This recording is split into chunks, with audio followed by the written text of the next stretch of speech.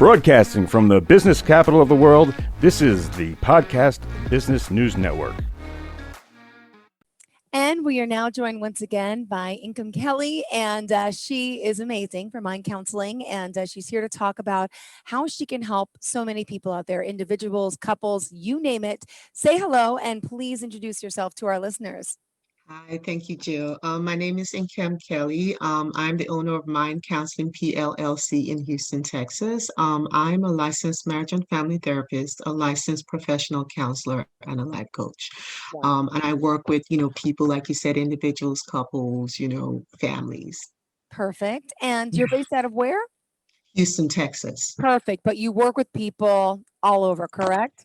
Yes. So for therapy, I'm only licensed in the state of Texas, so I can only provide therapy services in Okay. Texas, but coaching, I can work with people, outside. Yes. And speaking of coaching, I think that's what we wanted to get to today, correct? Yes, yes, yes. I definitely wanted to do at least a conversation on coaching. And I really wanted to talk about coaching. I always like emphasizing that coaching is different from therapy, in the sense that, therapy is a licensor, meaning you go to school for years and years and years, you take a certification exam, and then you're licensed in the state to work. Coaching is more goal oriented, whether it be personal goals or professional goals. A good example I want to use is if someone is wanting to go back to school, such as myself, I took like a 10-year hiatus. I could have worked with a coach to kind of guide me on, how to transition back to school after 10 years of being out of the academic environment. And I kind of listed a few things that I usually would work with my clients, in coaching. If I could again use the example of, going back to school, I Great would example. ask, yes, I would ask, what the goal is, right? If someone calls and says, hey, I want coaching, the first question is always, okay, what's the goal? Mhm. Um, Going back to the example of going back to school, you've been out of school for how long? Okay, what exposure did you have? Did you stop at high school? Did you do an associate's degree? Did you do a little bit of bachelor's? And we start exploring, like how we can navigate towards that goal. When I think of coaching, I think about plugging in an address in a GPS, Yep. right? When you plug it in, it tells you steps on how Sure. to get there, Right turn, left turn. Yes. Yes, Point 4 exactly. miles away. Okay, good. Exactly. There's a pile up, the red line tells you there's an accident, then they give you an alternate route. So that's kind of how I think about coaching. What are the steps that we can, use to get to that goal? And, to even get to the step, we have to identify certain things that are kind of like obstacles. Mhm. Um, so one of the things I like talking about is, distractions, right? Because, for example, my distraction in taking a 10-year hiatus, it's not necessarily a distraction, but it's life, Yep. right? You get married, you have kids, Yep. Big you buy a house, Yep. you get a job. So what are those things that got in the way of you getting back to what your goal was, and where are you now in a position to navigate those to get back to that goal? Another good distraction that I like to talk about, especially in this day and age, is the phone, social media, you know, we're all trying to look at a motivational thing on YouTube, and an hour later, we're still scrolling or being distracted. So we want to talk about real things that could get in the way of those goals, and just thinking about the distraction of social media. As silly as this may sound, I talk with my clients about, okay, if it's going to be a distraction, we can't say don't do it, Yeah. but we can think about a tangible way of managing it. How can we manage it? What time can you allocate to it? Right? Can you give yourself 30 minutes? Can you give yourself an hour? And let's take it a step further. Can we set an alarm? Mm. Right? So after that hour it's over, it goes up. Okay, that's my social media break. Back to my goal. Yep. Right? So we Gotta talk about to that. Yep. so we talk about, like real life solutions, to deal with the distraction so we can get back on track with our goals. Um, Another thing that I talk with my clients is about is fear. So one thing that we all deal with, regardless of what the goal is the fear of what if. Yeah. Um, and I heard an acronym a while back, and I love using this acronym, whether be it in therapy or in coaching. The acronym is FEAR. F is for false, E is for evidence, A is for appearing, and R is for real. Okay. So false, evidence, appearing, real. Wow. So whenever we want to achieve a goal, there's always that fear.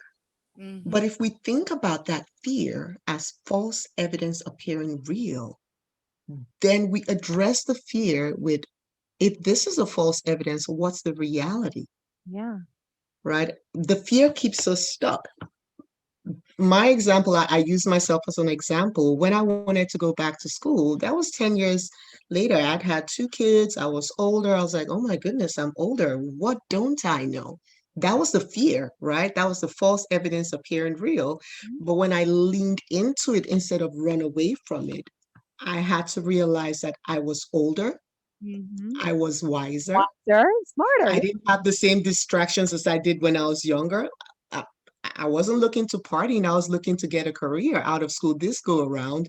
Yeah. So the fear now became a strength, Ah. right? So instead of being afraid of going back to school, when I addressed it as a false evidence appearing real, I realized, you know what, I'm older, I'm wiser, I'm more focused.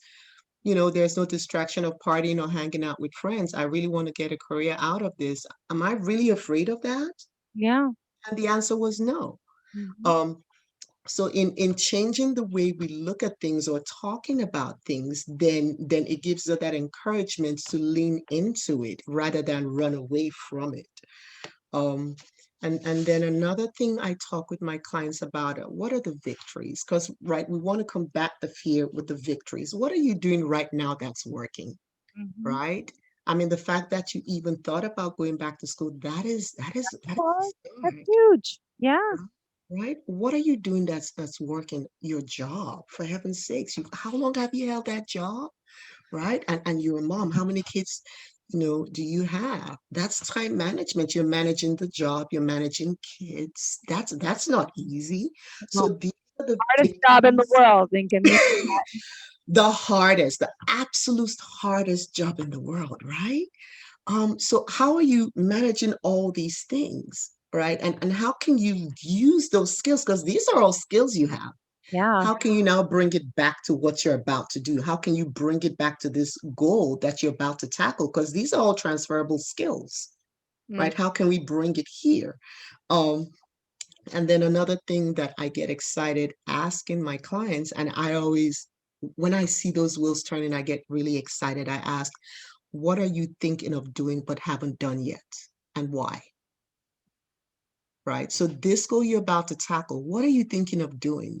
That thought that keeps saying, I need to. Fill in that blank. Yeah. What do you need to do and why? Yeah. Right. And another way to think about it is, what is a radical idea that just may be crazy enough to work, but fear gets in the way of it. Fear gets in the way of you trying it. Yeah. Right. And in thinking about those crazy ideas that we just, oh my God, it's too crazy, it just may not work. I'm like, what if it does work? That. Right. And how can we start mapping out like the tangible steps to make these crazy idea We works? talked about mindset before, but that's what it's about. The Yes. power of the mind and what it can do and how to Mm-hmm. keep us to that next level. Yes, yes, because we are our own worst critic. We can talk ourselves out of the most brilliant ideas if we allow ourselves to. Yeah. So how can we start challenging our minds to, instead of run away from those great ideas, to encouraging ourselves to say, what if, Yeah. right? What if? Think big. Hmm. But you also need some guidance sometimes because it's not easy on your own. Like you need accountability partners, as you were saying in your note. Oh my goodness, accountability partners are gold. I mean, they are gold. Those friends or family who I mean, I have a friend who I tell her, I tell her she's jazzy. I mean, she texts me at the craziest time and she's like, okay, I know you're binge watching a show and you shouldn't be doing that right now. I'm like, do you have a camera somewhere that I don't know? I mean, because she always hits it and I love it, you know? I love that she knows what to say, when to say it, and how to say it to pull me back.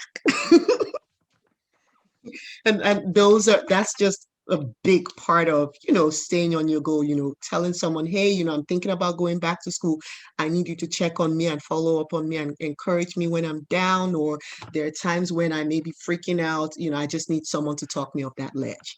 So accountability partners are key, in coaching as well. So I always encourage clients to identify at least one person that could be that for them. Well, plus you included, right? As a Plus me, yes, yes, yes, yes, yes, yes, yes, for this yes. for sure. Hmm. Yes. So when we've explored all these things, the distractions, the fears, false evidence appearing real, the victories, identify all those transferable skills, and then also thinking about, the things that we haven't tried yet and why, and then identifying at least one accountability partner. I always circle back to the goal, Mhm. right? So in the beginning, the goal is just this big thing out in the air, this scary stuff that, yes, I want to go back to school, but how? But now we've identified our distractions and how we can combat it, right? Now we've talked about our fear and how to lean into it instead of running away from it.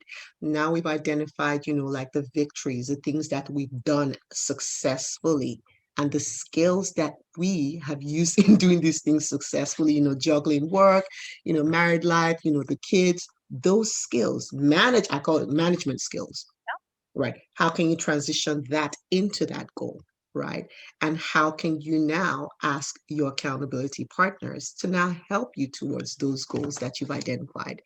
So when we circle back to the goal, we're looking at the goal as less scary because we've identified things. We've made it less scary by saying, okay, it's not as scary as it used to be. Now I have experience, I have management skills, I have victories, I have things that I've done successfully, and I'm older and wiser. Right now, how do I come back and address these goals? What steps do I need to start working towards these goals?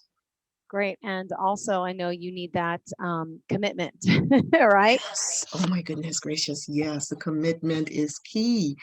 So in the step of in going back to the example of going back to school, one thing that I know that was helpful, my accountability partner, I mean, she is phenomenal. She That's literally, a friend yes. member or She was actually a friend. She is a friend, I should say, because she told me, she said, okay, what are we gonna do? I said, I don't know. I haven't been in school in 10 years. Okay, we're gonna research. I'm like, what? Mhm. Yeah. So we researched. So that's usually the first step, at least depending on what the goal is, research. Okay, what do you need in this example to go back to school? So we had to research, okay, do you want to go back to what you were studying? That was an important thing for me because 10 years has passed. I very well may have changed my mind to transition from therapy to nursing, Okay. right? So if you want to stay in that field, what do you need to do? Do you need to pull up your transcript and see what courses are still valid or what courses you need to retake, right? Do you want to look at the options? Do you want to do online? How do you learn? Yeah. Right? Some people learn better face to face. Some people learn better, in class. So which one do you want to do? Also, what's the application process, right? Like maybe email somebody, ask questions, what the deadlines are. And then another thing that I know we talked about, my accountability partner, I mean, she was great. She told me there are also scholarships available because that was also a fear. Can I afford to go back to school? How am I going to manage? Yes. Yeah. Right, so you could email the financial aid department, say, hey, besides the FAFSA, do I qualify for some financial aid? So there are a lot of things we can research, and based on our research we can start thinking about what commitment steps to take, Got it. right? Because now you have all the information to make that decision, Wow. to take that next step.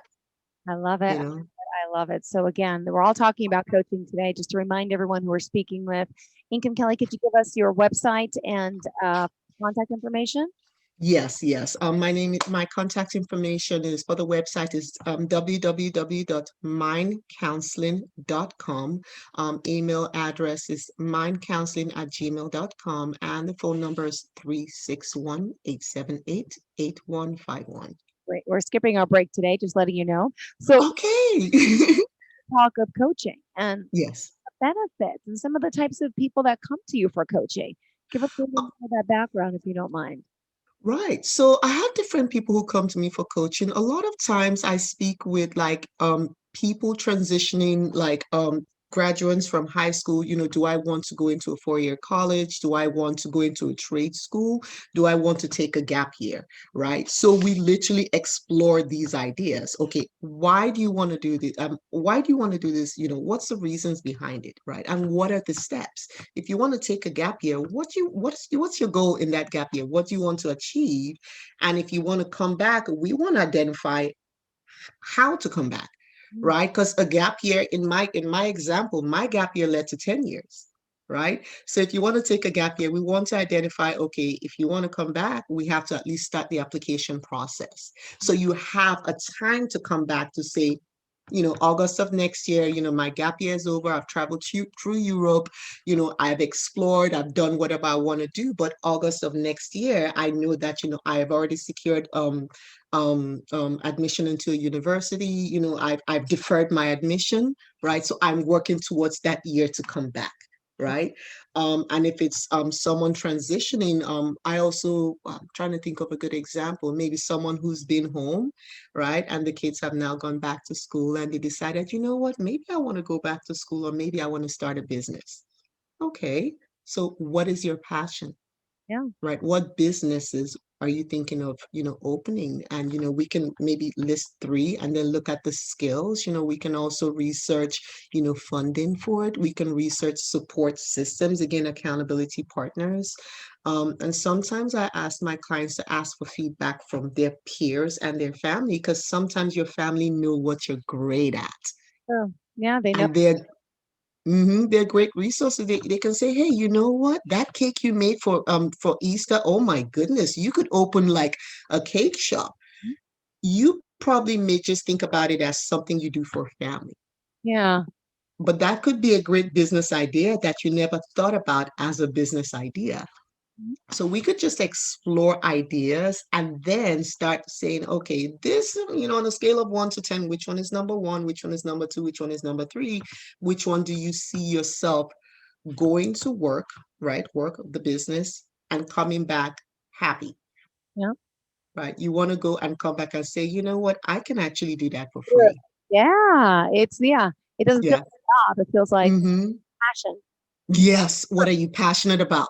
What are you passionate about? What could you just go on and on and on about, and it still brings smile on your face even when you're tired from doing it. Yeah. So just exploring different ideas, or people who are wanting to go to college, also studying skills. That's another one that I've worked here and there with students about. Okay, you're a kid, you're supposed to have fun in college, but how can we meet our goals while having college?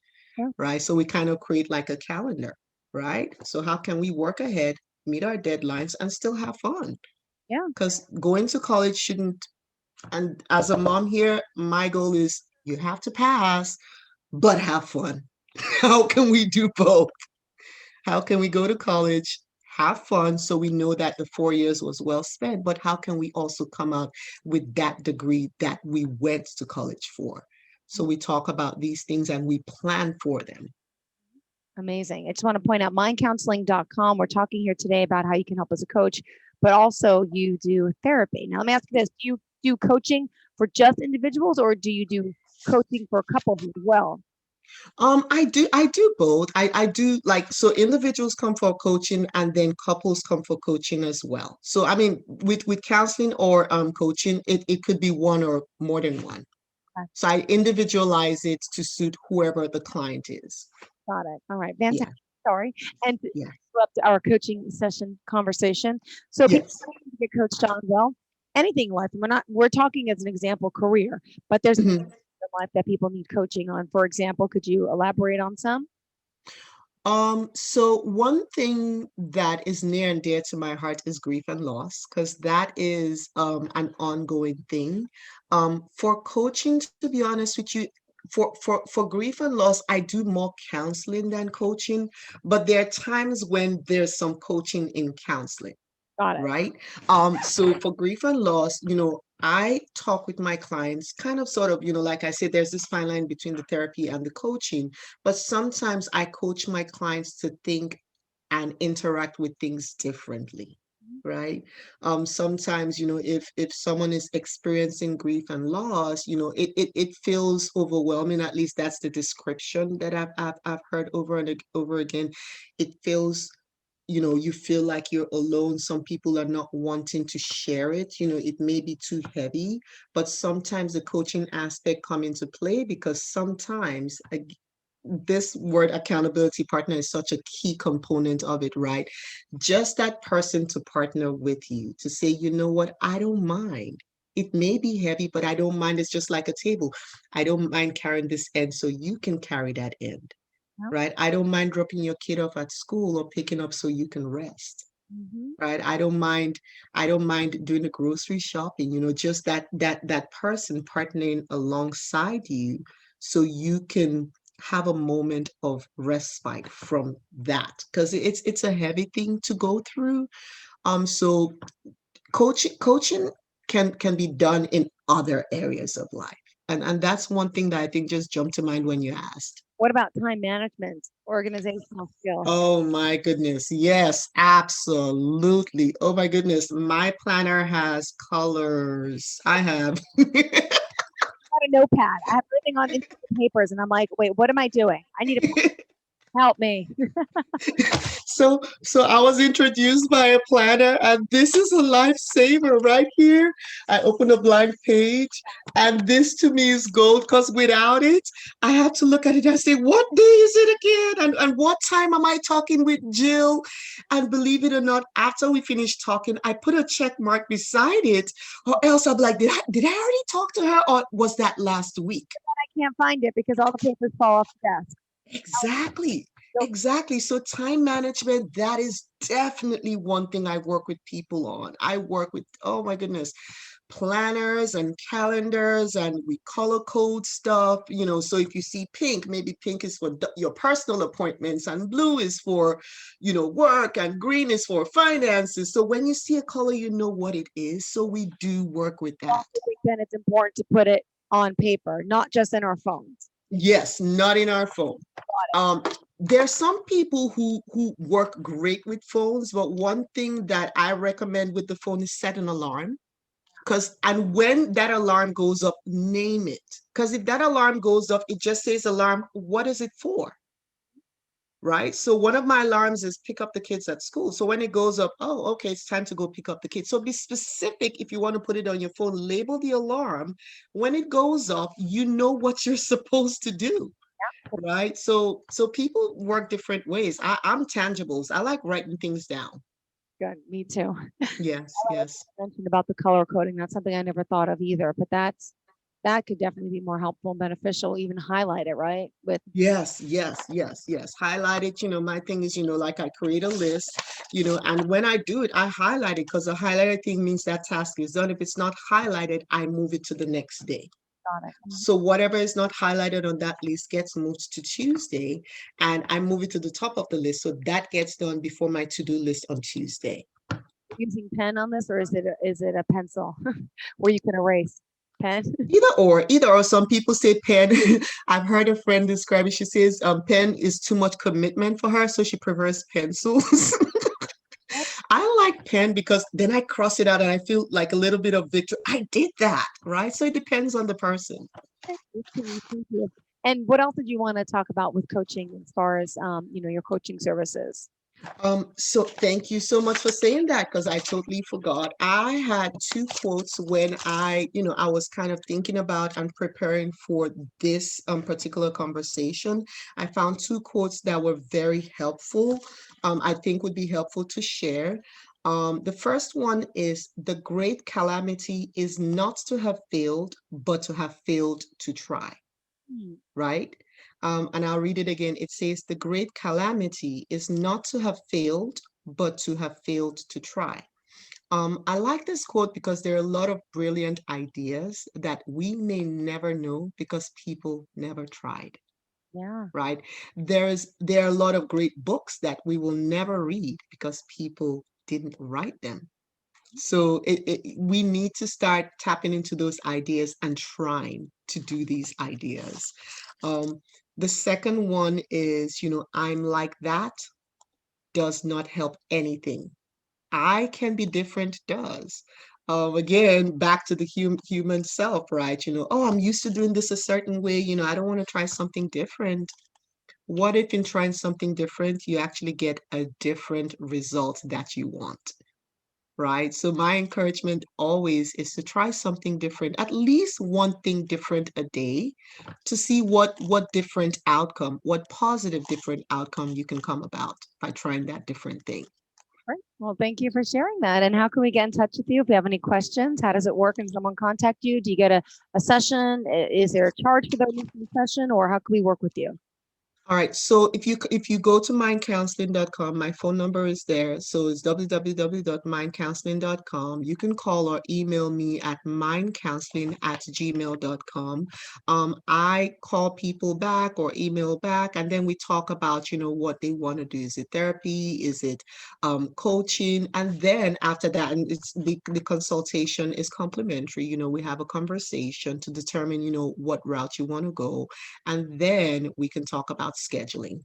Perfect. All right. So how can we reach out to you? Give us your phone number, email, website, however, other forms of contact you want to give. Social media. Right. Yes, social media, yes. So I'm on Instagram, it's Mind Counseling, and then Mind Counseling, www.mindcounseling.com. The email address is mindcounseling@gmail.com, and the phone number is 361-878-8151. Perfect. Well, thank you for your time today. As always, it's a pleasure speaking with you. And don't believe everything you think. All right. Thank you. Yes. Thank you so much. It was really a pleasure talking with you as well. Thank you. Again, and of course, to everyone else, stay tuned. More of our shows coming right up after this quick break. Don't go anywhere.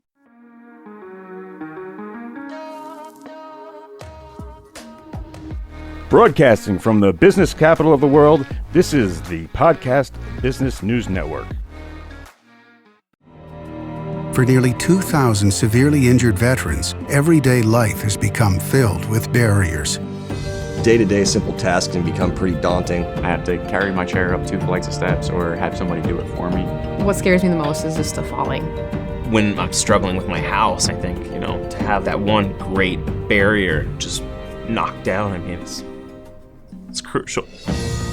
Home for Our Troops is a wonderful nonprofit that builds a mortgage-free, fully adaptive, handicap-accessible house. And there's no catch. It'll be our very first home that we've ever owned. This is a game changer. This is where your life begins again. We need you to join us in completing this important mission. Please visit hfotusa.org and help build homes and rebuild lives. Because of you, everything's going to be okay.